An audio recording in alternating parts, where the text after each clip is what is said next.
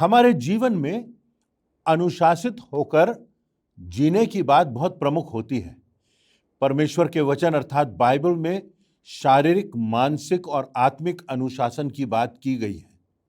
जब जीवन नियंत्रण में होता है, जब जीवन अनुशासन में होता है, तो पवित्र आत्मा की अगुवाई में व्यक्ति बढ़ता है, परिपक्वता में वो बढ़ता है, परमेश्वर के वचन की गहराई में बढ़ता है, परमेश्वर के मापदंडों पे खरा उतरने का वह सतत प्रयास करता है। पर इसके लिए अनुशासन बहुत आवश्यक होता है। इसलिए बाइबल के टीकाकारों ने जब 7 घातक पापों का वर्णन किया तो उनमें से एक पेटूपन भी है। पेटूपन या पियक्कड़पन, इन दोनों को एक ही श्रेणी में रखा जा सकता है। शारीरिक अनुशासन की बात है यहां पर। अक्सर इस पेटूपन की बात नहीं की जाती, पियक्कड़पन की बात किसी सीमा तक की जाती है जब परमेश्वर के वचन से हम अनुशासित जीवन की व्याख्या करते हैं। परंतु वचन में इसे घातक पाप इसलिए समझा जाता है क्योंकि इसमें मनुष्य की प्राथमिकता उसका पेट हो जाता है। मनुष्य का भोजन पर से नियंत्रण हट जाता है और वह मनुष्य जो भोजन करने में अनुशासित नहीं होता, वो बहुत सी शारीरिक समस्याओं को भी झेलता है और उसके साथ साथ वो आलसी हो जाता है और अपने जीवन में अनुशासन की राह से वो विमुख हो जाता है।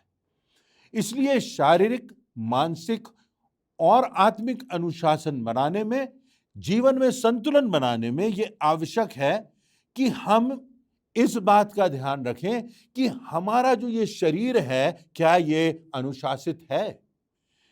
जो हमारा शरीर है, इसको परमेश्वर का मंदिर कहा गया है और जब व्यक्ति इस शरीर की अवहेलना करता है, जब भोजन की और खान पान की जो मान मर्यादा है, जो सीमाएं हैं, उनके बाहर चला जाता है, तो ये एक घातक पाप होता है क्योंकि इससे शरीर को पीड़ा पहुंचती है और इससे शरीर का नाश होता है। शरीर में जो सिस्टम्स होते हैं, जो परमेश्वर ने माता के गर्भ में हमारे लिए रचे, अद्भुत ढंग से हमको सिरजा, उस नियंत्रण की सीमा से, उस परमेश्वर के सम्मान की सीमा से हम बाहर चले जाते हैं। तीतुस की पत्री उसका पहला अध्याय और उसकी 12वीं आयत के दूसरे भाग में लिखा हुआ है कि ये लोग सदा झूठे, दुष्ट, पशु और आलसी पेटू होते हैं। इन लोगों की व्याख्या की गई है जो परमेश्वर से दूर होते हैं, ये झूठे होते हैं, ये पशुओं के समान होते हैं और ये आलसी पेटू होते हैं। इनमें आलस भरा होता है। फिलिपियों की पुस्तक उसके 3 अध्याय की 19वीं आयत में लिखा है, उनका अंत विनाश है, उनका ईश्वर पेट है। वे अपनी लज्जा की बातों पर घमंड करते हैं और पृथ्वी की वस्तुओं पर मन लगाए रहते हैं। ऐसे लोग जो अंधकार में हैं, ऐसे लोग जो भटक रहे हैं, ऐसे लोग जो परमेश्वर से दूर हैं, उनके विषय में यहां पर कहा गया है कि जो अनंत दंड को भोगेंगे, जिनका अनंत विनाश होगा, वो अपने पेट को प्राथमिक समझते हैं, अपनी भूख को प्राथमिक समझते हैं और लज्जा की बातों पर घमंड करते हैं। जहां तक लत की बात होती है, जो एडिक्शन की बात होती है, उसके संबंध में तो बहुत सारी चेतावनियां हैं। रोमियो उसके 13वें अध्याय की 13वीं और 14वीं आयतों में लिखा हुआ है, जैसा दिन को सोता है वैसे ही हम सीधी चाल चलें, अनुशासित रहें, अर्थात ना कि लीला क्रीड़ा और पियक्कड़पन, ना व्यभिचार, ना लुचपन में, ना झगड़े और डाह में, वरन प्रभु यीशु मसीह को पहन लो और शरीर की लालसाओं को पूरा करने का उपाय ना करो। प्रभु यीशु मसीह को हमने पहन लिया है, प्रभु यीशु मसीह हमारे हृदय में बसा है, तो हमारी जिंदगी में ये सारी बातें नहीं होंगी कि हम अनुशासन की मर्यादाओं को तोड़ेंगे। क्या आप जानते हैं कि हमारे देश भारत में सबसे ज्यादा आत्महत्याएं होती हैं? एड्स के लगभग 30 लाख लोग आज भारत में पाए जाते हैं। कच्ची शराब की सबसे बड़ी मंडी भारत है। अफीम और गांजा हमारे देश में सबसे ज्यादा पैदा होता है। हमारे देश में सबसे अधिक गर्भपात होते हैं। सबसे अधिक लोग लिवर सिरोसिस की बीमारी से मरते हैं। गुटखा खाने वालों में कैंसर की संभावना सबसे अधिक होती है। अब ये सारी बातें अनुशासन की बातें हैं। ये सारी बातें हमारे शरीर के भूख और प्यास से जुड़ी हुई बातें हैं। इससे संबंधित एक घटना हम देखेंगे। दानियल नबी की पुस्तक के 5वें अध्याय में इस घटना का वर्णन पाया जाता है। वहां पर एक राजा है और ये राजा है जिसका नाम बेलशस्सर है। और बेलशस्सर राजा ने एक बहुत बड़ी जेवनार की, एक बहुत बड़ा आयोजन किया, भोजन के लिए हजारों लोगों को आमंत्रित किया। जो ये घटना है बाबुल की, ये आज इराक देश के भाग में पाया जाता है। इराक देश को बाबुल कहा जाता था। यदि आप उसका अध्ययन करें तो आप पाएंगे कि अदन की वाटिका थी, वो भी इराक में आज पाई जाती है। नूह ने अपना जहाज जहां बनाया वो स्थान भी इराक में है। इब्राहिम दक्षिण इराक में रहने वाला था। इसहाक की पत्नी भी इराक में रहती थी। योना नबी ने नीनवे नगर में जाकर प्रचार किया, वो स्थान भी आज इराक में है। परमेश्वर का जो वचन है वो इसलिए भी सत्य है क्योंकि इतिहास की और भूगोल की जो कसौटी है, यदि उस कसौटी में कसा जाए तो ये खरा उतरता है। वो घटनाएं जो वचन में पाई जाती हैं, वो स्थान जो वचन में पाए जाते हैं, वो रास्ते, वो राजमार्ग, वो बातें जो वचन में लिखी हुई हैं, वो स्थान आज भी मौजूद हैं। वो समुद्र स्थल आज भी मौजूद हैं। वो शहर, वो गांव, वो आज भी मौजूद हैं। तो इस घटना का जो वर्णन किया गया है, बाबुल की बात है जो आज इराक के नाम से जाना जाता था। इतिहासकारों का कहना है कि लोग जब राजा के दरबार में प्रतिदिन भोजन करते थे तो लगभग 15,000 लोग राजा के दरबार में भोजन करते थे। परंतु यहां पर लिखा हुआ है एक बड़ी जेवनार हुई, और बड़ी जेवनार का अर्थ होता है लगभग 50,000 लोग से अधिक। इतना बड़ा एक आयोजन किया गया जहां 50,000 से अधिक लोग एकत्रित थे और राजा का सारा दरबार वहां लगा था। बेलशस्सर राजा बैठा था, उसकी रानियां बैठी थी, यहां तक उसकी रखेलियां भी बैठी थी। और तब लिखा है कि सब ने बहुत खाया पिया और शराब इतनी पी ली कि सब नशे में झूमने लगे। और जब नशा चढ़ गया, राजा को भी नशा चढ़ गया, तो उसने परमेश्वर के मंदिर से जो वहां पर चांदी के पात्र रखे थे, वहां पर जो सोने के पात्र रखे थे, उनको मंगवा लिया। ऐसी जेवनार में, ऐसे भोज में जहां खा पी कर लोग अनियंत्रित हो रहे थे, वहां राजा परमेश्वर का अपमान करता है। परमेश्वर के मंदिर से सोने और चांदी के बर्तन जो कि परमेश्वर की महिमा में, उसकी शोभा में वहां पर लगे हुए थे, उनको मंगवा लेता है और उनमें शराब डाल करके बांटता है। और सबने इतनी शराब पी ली कि सब लोग मतवाले हो गए। उन्होंने शारीरिक अनुशासन तोड़ दिया, बहुतायत से खाया पिया। उन्होंने मानसिक अनुशासन तोड़ दिया। उन्होंने इतनी शराब पी ली कि वो शराब में मतवाले हो गए। और उन्होंने आत्मिक अनुशासन तोड़ दिया क्योंकि उन्होंने परमेश्वर का अपमान किया। और यही बात होती है कि जब हम अपने शरीर पर ध्यान नहीं देते हैं तो भोजन से जहां हमें लाभ होना चाहिए वहां हमें नुकसान होने लगता है। जब हम अनियंत्रित हो जाते हैं, अधिकाई से भोजन करते हैं, जब हम नशीली वस्तुओं को अपने शरीर में ग्रहण करते हैं, ये सब बातें हमारे शरीर को विषाक्त बनाती हैं, विषैला बनाती हैं और हमारी जिंदगी को दूषित कर देती हैं। परमेश्वर की दृष्टि में हम शापित हो जाते हैं। और इसीलिए परमेश्वर के वचन में जो ये पेटूपन और पियक्कड़पन की बात है, ये बहुत प्रमुख है क्योंकि इसकी सीमाओं में हमको रहना है। और तब वहां पर लिखा हुआ है कि तब राजा को कुछ दिखाई दिया और एक छोटा सा हाथ चूने के से रंग से वहां पर कुछ लिखने लगा।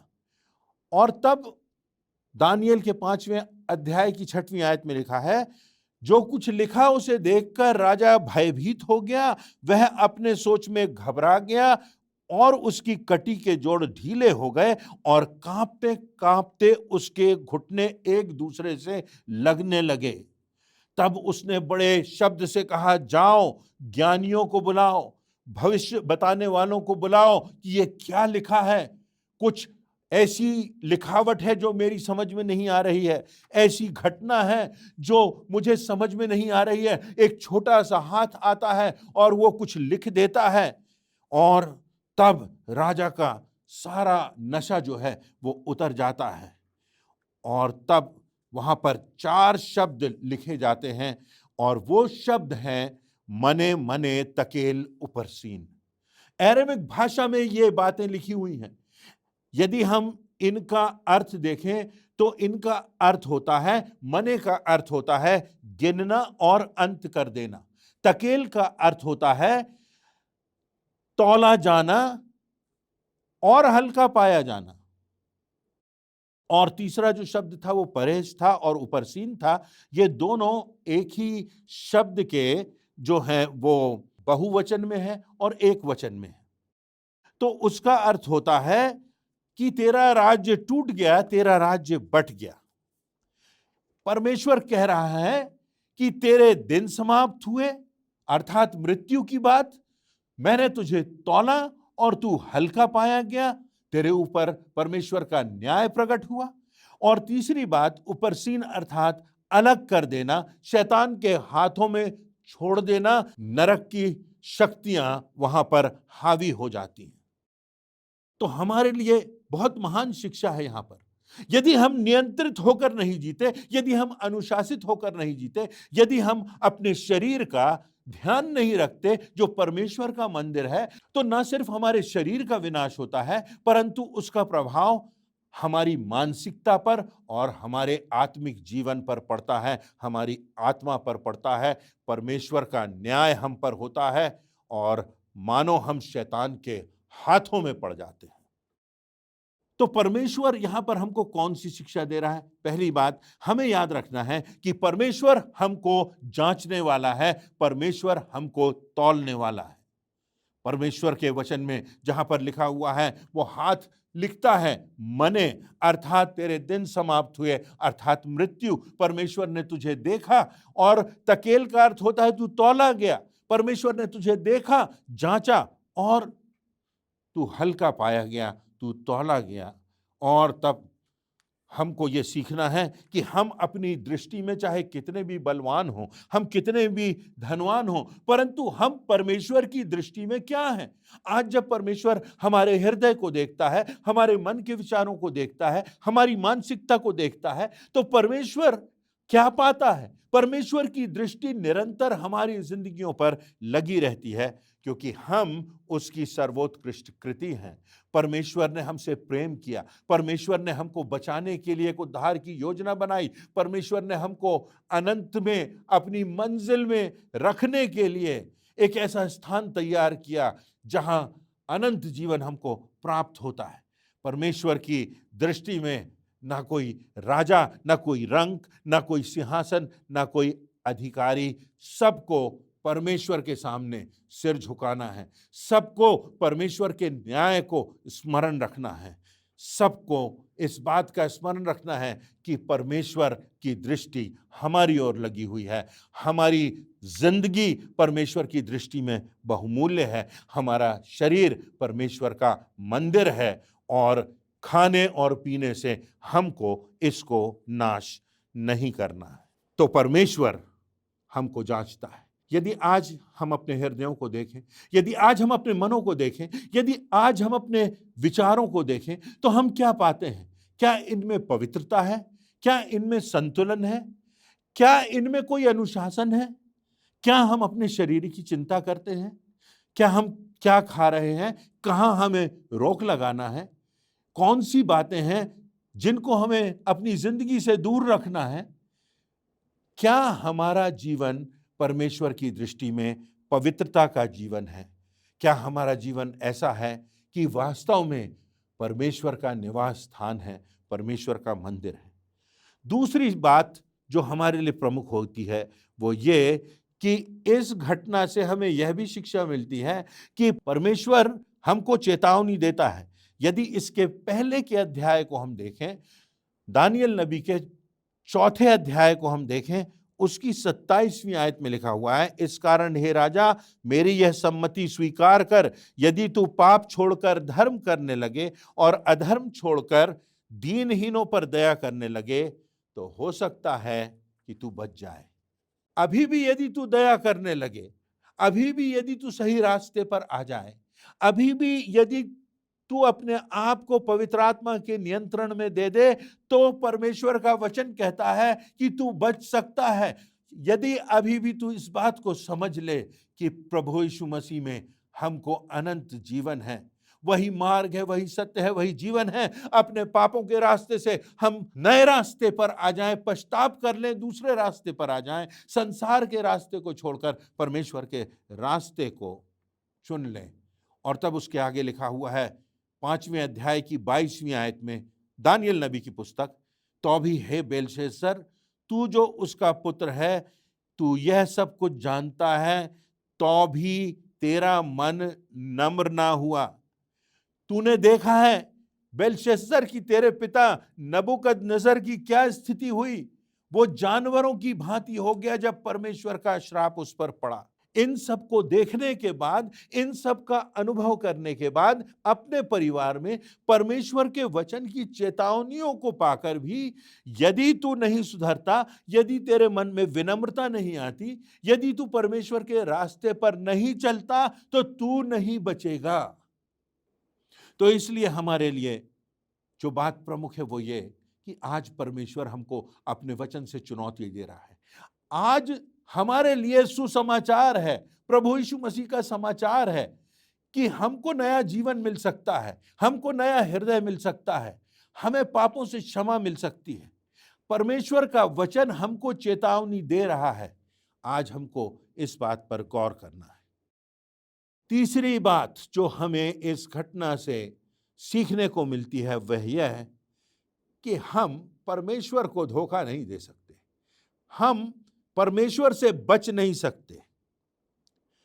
हमारे पास कितना भी अधिकार हो, हमारे पास कितना भी धन हो, हमारे पास कितनी भी संपन्नता हो, हमारे पास संसार की अच्छी से अच्छी वस्तु प्राप्त करने के लिए हमारे पास स्रोत हो, हमारे पास जो मन चाहे वो खा पी सके, परंतु परमेश्वर से हम बच नहीं सकते यदि हम परमेश्वर के नियमों को रौंदते हैं, यदि हम परमेश्वर के वचनों को तोड़ते हैं, यदि हम परमेश्वर के द्वारा स्थापित सीमाओं से बाहर जाते हैं, तो हम परमेश्वर से बच नहीं सकते।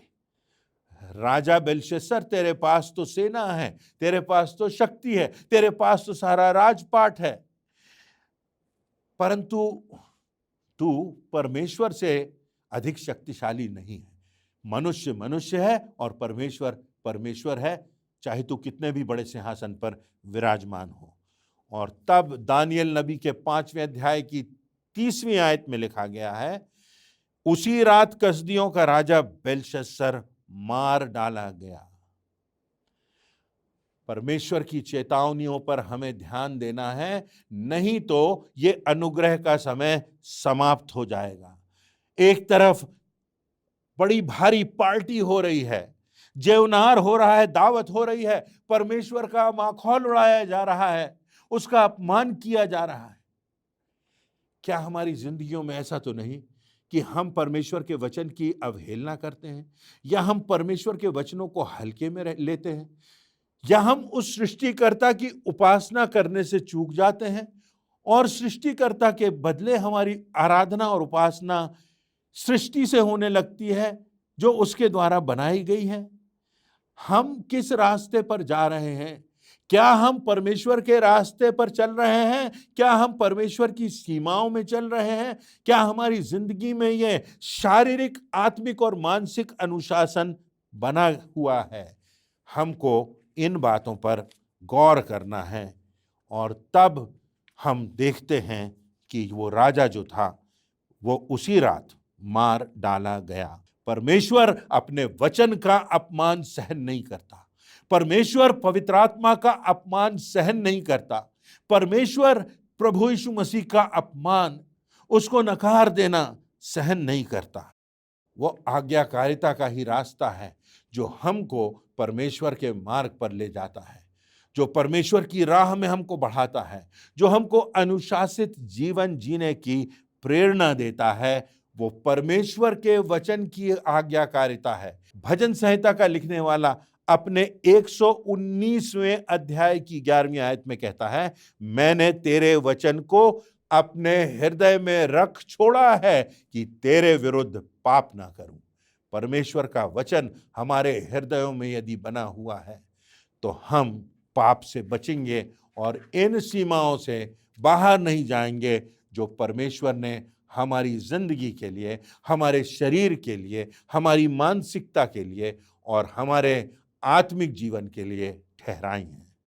तो इस पेटूपन और पियक्कड़पन की चर्चा हमने की और हमने इस बात को देखा कि हमको ऐसा जीवन जीना है जो परमेश्वर के वचन के आधार पर हो, जो परमेश्वर के वचन की सीमाओं में हो, जो परमेश्वर के पुत्र प्रभु यीशु मसीह के अनुगमन में लगा हुआ हो, जो परमेश्वर के न्याय से भय रखता हो, जो इस बात को जानता हो कि परमेश्वर हमको जांचने वाला है, परमेश्वर की दृष्टि हमारे हृदय पर लगी है, जो हमको इस बात की प्रेरणा देता है कि हम सही रास्ते पर चलें, परमेश्वर के रास्ते पर चलें, नहीं तो हम परमेश्वर से बच नहीं सकते। परमेश्वर की चेतावनियों को, उसके वचन को, उसके आदेशों को अपने जीवन में प्राथमिकता दें, क्योंकि यही हमारा आत्मिक भोजन है जो हमको आत्मिक रूप से बलवान बनाएगा और अपने शारीरिक जीवन को नियंत्रण में रखने की क्षमता देगा। तो आइए हम इन बातों पर गौर करें और इस समस्या से यदि हम गुजर रहे हों तो हम ध्यान दें कि ये गंभीर बात है और इसका जो परिणाम होगा वो विनाशकारी होगा। परमेश्वर अपने वचन से हमको आशीषित करे, क्योंकि परमेश्वर के वचनों से हमको जीवन मिलता है। परमेश्वर के वचनों से हम बचाए जा सकते हैं। परमेश्वर के वचनों के द्वारा हमको इस बात का स्मरण दिलाया जा रहा है कि आज भी अवसर है, आज भी मौका है कि हम प्रभु यीशु मसीह को पहचानें और उसको अपने हृदय में स्थान दें और उसके बताए हुए मार्ग पर चलें, क्योंकि इसी में हमारी विजय है, इसी में हमारी अनंत जीवन को प्राप्त करने की, परमेश्वर के धाम को प्राप्त करने की दिशा है। परमेश्वर इन वचनों से हम सबों को आशीषित करे।